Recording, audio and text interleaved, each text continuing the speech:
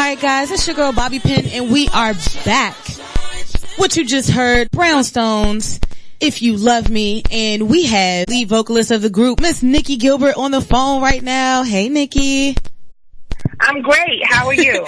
Good. Alright, I'm glad we got everything rolling. It is such a pleasure to have you on the phone. We just finished playing one of Brownstone's songs from your debut album, From the Bottom Up, which came out in 1995. How crazy is it? Yes. So I know today is the birthday of one of your late members, Miss Charmaine Maxie Maxwell. Not to get too emotional, but I know that she holds a very special place in your heart and that you talk about her quite a lot. So I was wondering if you would share with us what your fondest memory is of her and your time together in the group Brownstone. Oh, wow. Maxie has always been, like, Maxie and I are like Laverne and Shirley, Oprah and Gail. You know, she just has always been the voice of reason. She's, you know, taught me more about loyalty and sisterhood and love than I think any relationship I've had in my life. I mean, we've been friends literally since, you know, we were kids, basically. 20 years here now. And she just has always been such a huge part of my success. My fondest memory of Maxie is her laugh. Like, you know, Tisha, Mimi, any member of the group will tell you, like, Maxie had a sense of humor. That was just, you know, she just had this way. I've laughed harder with her than I've laughed with anybody. We could finish each other's sentences. We grew up together. We were not biological sisters, but we were spiritual sisters, which, you know, that bond is a lot of times just as strong. So absolutely. She taught me a lot about love and sisterhood. That's so beautiful, and I'm really glad that you were able to share that experience with us. So I have to ask, so here we are 20 plus years later, and Tory Lanez, new rapper, his first single ever, Say It, samples you guys. So tell me what that feels like to hear your voice, you know, being introduced to a whole new generation. You know, it's amazing. It's an honor to hear now 20 years later. I know that Maxie would be so excited about it. Nicci, I have goosebumps, you know, that kind of thing. You know, when I heard it, you know, all I could do was just be thankful that, you know, we were officially inducted into that group of artists whose art transcends generations and can be as successful for one, you know, group or entity or, you know, performer as it can be for another. You know what I'm saying? And it's very rare that you get really good remixes and you know, and they mean something and they reach a different generation of people almost the same way that they reached the original. You know what I mean? So absolutely. I was going to ask you about that because I wonder sometimes when people sample songs, sometimes it almost taints the legacy of the original. So I was just wondering if you had any thoughts about that. Do you think Tory Lanez did you guys justice? Absolutely. I think he's speaking the language of this generation. I mean, I think it's obvious in the fact that the record is successful. You know what I mean? I think often we get caught up in what was the sort of original or the beginning, but sometimes those derivatives and translations and all that, you know, that's just as dope because it speaks to that generation and we can't exactly speak their language, but to know that enough of what we put out there is getting out to the people. And I'm thankful that the message, you know, was more positive than a lot of the other messages with artists in his age group. You know what I'm saying? Yeah, so I would say he did a great job. Absolutely. And I know when you guys came along, I'm pretty sure you spoke to a new generation. So who were some of your influences when you were coming up as it relates to music? Who do you look to? Oh, like my greatest influence is my mother. She introduced me to music. She introduced me to jazz and class, you know, and Sarah Vaughan and Ella Fitzgerald and all of that. Yes. Then I would have to say, you know, Chaka Khan is always somebody. I'm like, oh, she has those big lungs and that big sound and, you know, she can make it feel a certain way. So Chaka Khan was an influence. Aretha Franklin. I mean, any woman I ever listened to, I think we somehow retain something great from every great performer you hear. You know what I'm saying? If you listen enough. Absolutely. So, and I know you made an impression on me. Before us. Yes. So you have a huge, memorable voice and musical presence. So much so that I remember your guest appearance on Martin. Uh-oh. Can you tell me what that was like? That episode is so much fun. I still love it to this day. That was just so much fun. You know what, Martin, back in the day, we talking, he was just, I mean, people would rush home to see the episode. So, you know, now we see the reruns, it's like, oh, that's cool, that's Martin. But back in the day, that was like the big deal. Yeah. So I remember getting that part and just rehearsing until I really was hoarse and really could not sing. So I'm not going to put it all on good acting ability. Some of that was the real life, the whole horse moment or whatever. But I was so excited to be on Martin and with Tashina and Martin and Tommy, and they were so great to me. And it really gave me, you know, was a part of that acting bug that, you know, I picked up. Yes, which we later saw you in more appearances. Before we talk about those, I definitely have to ask, so we know that Tisha and Tashina are vocalists as well. So behind the scenes, did you guys have any like sing-offs, or did you pass any tips back and forth? What was that like? You know what? I was just really shy about the fact that it was Pam, Gina, Martin, and you know, like I was so focused on work. I'm such a worker. I think that, you know, it blew my mind to hear Tashina and Tisha like, oh, I love your music, it's dope. You know what I'm saying? And like Tashina they probably hit a verse. But I was just so like, oh my God, I'm on set. It's Martin, it's Tashina, it's all the, you know, like I was so focused on trying to make sure I sang and acted. I don't even remember, but I'm sure that we shared that moment. Yes, girl, you did your thing so much that we later saw you in films like Woo and some other parts that you did. So can you explain a little bit your transition from music to film and now where we see you in television?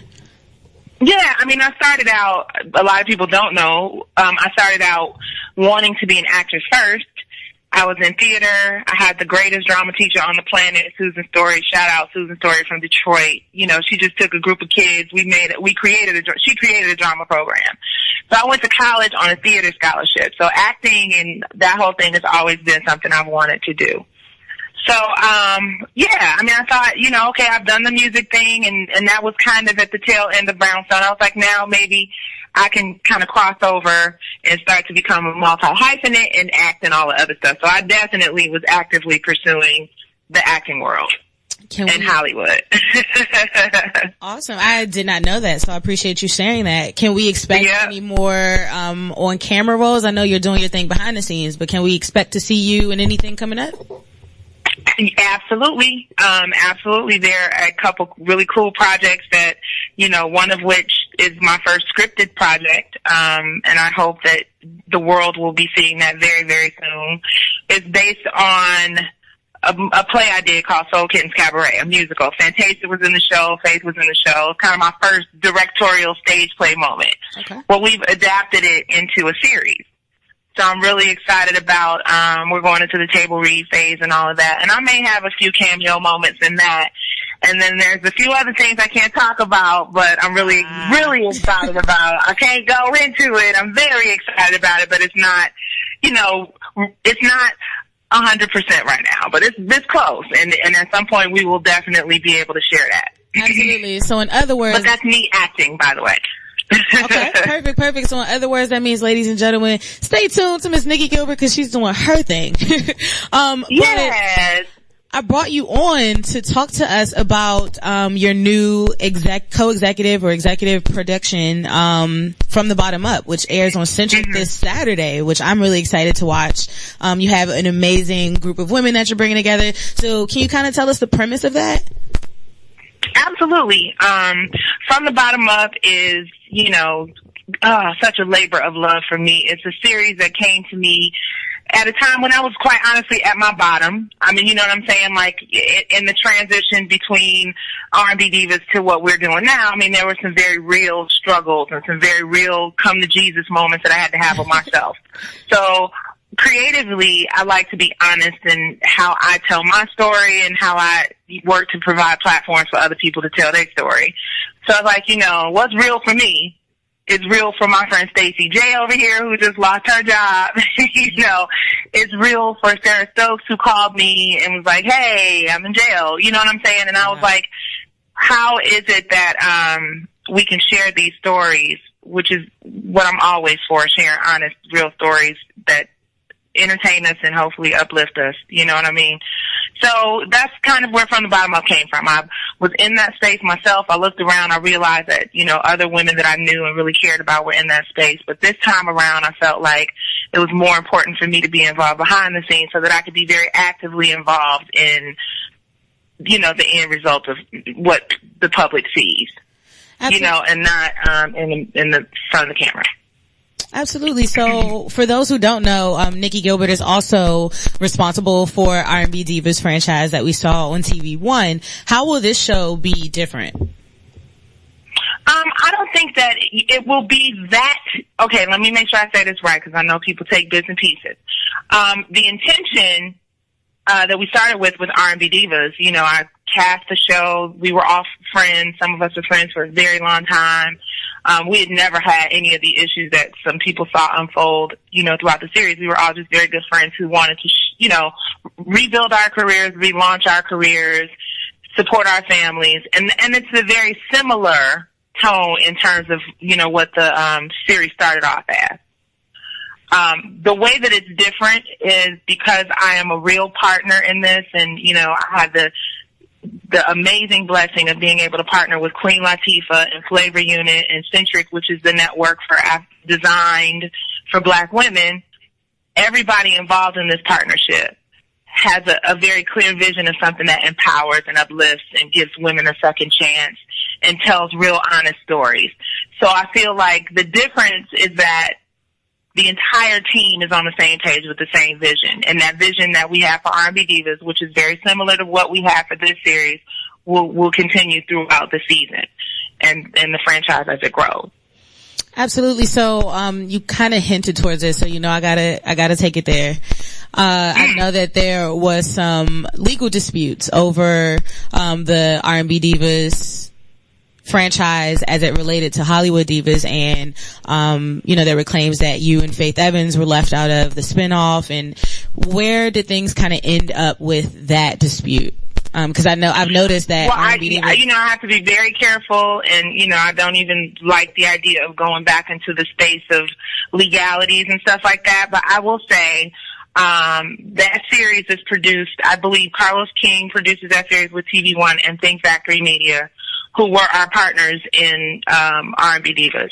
Faith and I do not receive a credit for producing that series. I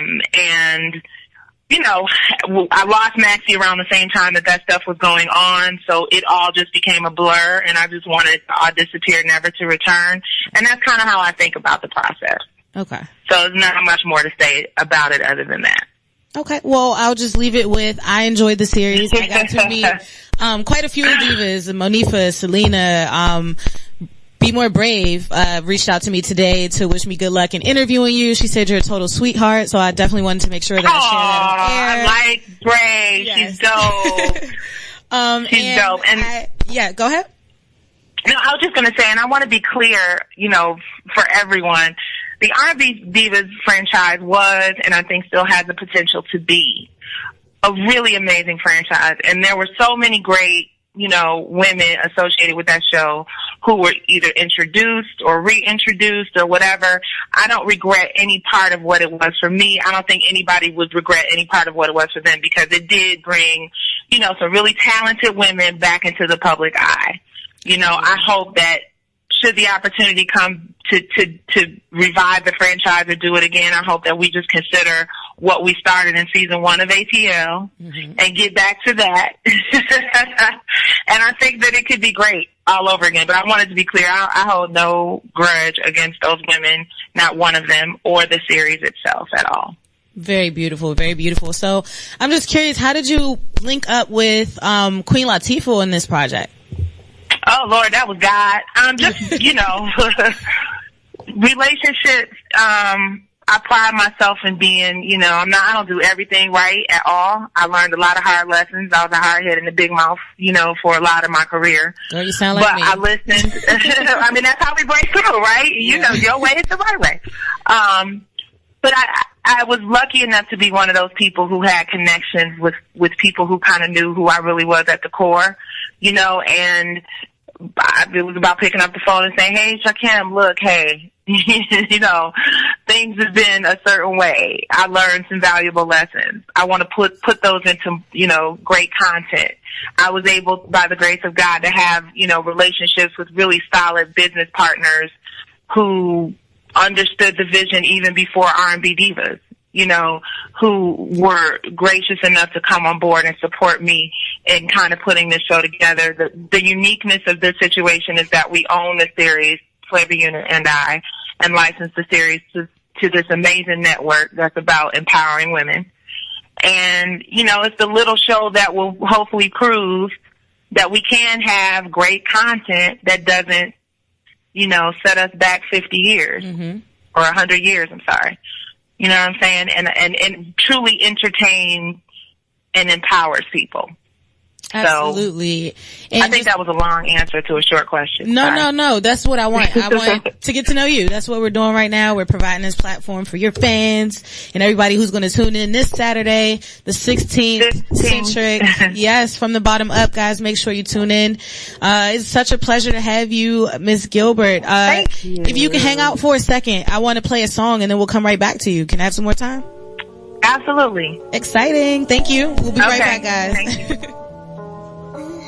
Keeping it honest, you wouldn't want a young nigga if I wasn't whipping this foreign. Yes, we done heard it through the grapevine. That was Brownstone with Grapevine, and it's your girl Bobby Penn. We're back live here on Win DC Radio with my special guest, the one and only Miss Nicci Gilbert. Are you still there, Queen? Hey. Absolutely, I'm here. Yes, it is a pleasure to have you on the phone right now. I just had to get on Facebook, a little interjection, and let everybody know how much of an honor it is to be on the phone with you right now. I remember growing up and just like hearing the power in your voice. So just had the opportunity to get to know you right now. It's such an honor. Thank you. It's an honor to have this conversation with you. Yes, thank you. So yes, getting back to From the Bottom Up, which airs this Saturday on Centric. Let's get into the women that are going to be on the show. We have 5 queens here and they all look like they play different roles, within the entertainment industry. So can you tell us a little bit about, I guess, cast members? Absolutely. These are women who, not all of them were in the entertainment industry. Of course, one of the most notable from the the 2 most notable from the entertainment industry, are Krystal Wilson, who played Ronnie in Players Club. Yes. And she's blonde hair, tight purple pants, leopard shirt, you know what I'm saying? She was everybody's cult classic favorite, stripper. Mean girl stripper. And she actually had some really serious things happen, you know, in her life and career. I don't want to give it away. Some of it is in the trailer, but everything is in the first episode. Well, not everything. What she did is in the first episode. And then we have, Sarah Stokes from Making the Band, which was, on MTV. P. Diddy's Making the Band. I think that they're the ones that had to go walk for the cheesecake. Yes. Sarah has had a really volatile, you know, publicly kind of displayed volatile relationship with her husband. And we actually have Sarah on the day she got released from jail. So it's real. It's not about creating and crafting stories. It's about, you know, what's really going on in these women's lives. The other 2 women came from the political space. That's Christine Beatty. And Christine is a sister who was the chief of staff for the city of Detroit. She ran things along with, Kwame Kilpatrick ran things, but she was his chief of staff. So she was, you know, very instrumental in him, you know, his election. And, unfortunately there was this big scandal revolving some text messages. I think it was like kind of the first sexting scandal or whatever. So she literally ended up with 2 felonies and, you know, served time for perjury. So that was, you know, she's going to share her story, and not just about that particular incident, but how that incident has affected her life and how she's growing, and all the women are moving beyond that. Stacey J. Johnson, she worked for special events in Atlanta, and she was, you know, really connected politically in terms of being a fundraiser for a bunch of stuff. And she got pulled over for a DUI and lost her job. And she was on cloud nine, on top of the world, and lost it all based on one decision. And then we have a woman who probably has had some relationships in the entertainment industry in terms of clients, but definitely wasn't in the industry herself. She called herself Madam Kim Smedley. She actually was doing illegal butt injections, and she did 18 months in jail because of her crimes. And she's trying to rebuild her life and find a new way to, you know, take care of her family. All of these women, you know, are being very honest. They are not proud of what took them to this place, but they're absolutely determined to take the steps to get to another level in their lives. And it just kind of shows you how people can be on top. Mm-hmm. And in a blink of an eye, you lose everything and you right back at rock bottom. And when you do that publicly, it's just something that's like, magnified 10 times, you know, so hopefully we'll publicly show them rising. Absolutely. I think that's extremely necessary. As I was saying earlier in the show, sometimes it seems like this industry is super easy to get into and everything happens overnight, and it's just so easy. So I think it's important to kind of show the balance in that everything will not always go right, but also to show how you can rebound from that and how, you know, where you are right now doesn't have to be where you end up. So thank you for giving voice to these sisters, and I'm looking forward to seeing their stories. Yeah, it's all real. I know you see a lot of stuff that's sensationalized and, you know, they do things to elicit, you know, responses. This is all real stuff. So hopefully the audience really appreciates these women's stories and not just how it affects them, but their families. Yeah. So, can you help us understand, is it going to be like similar to R&B Divas in where there are situations where these women are interacting together, or, cause I know it's broken down into 6 parts, or are we going to get to know each woman individually per episode? Like, how are you going to break down the content? It's the ensemble, so you'll see each of their individual stories and you'll see them together each episode.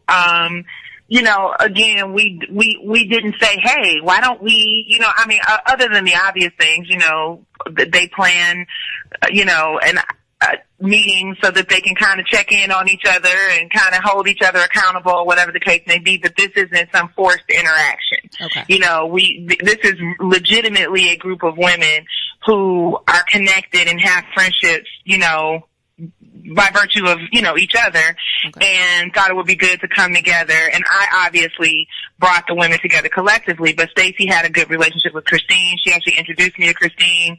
You know, Christine introduced Sarah to the girls. So it's kind of a real genuine connection, and you'll get a chance to see them interacting individually and together.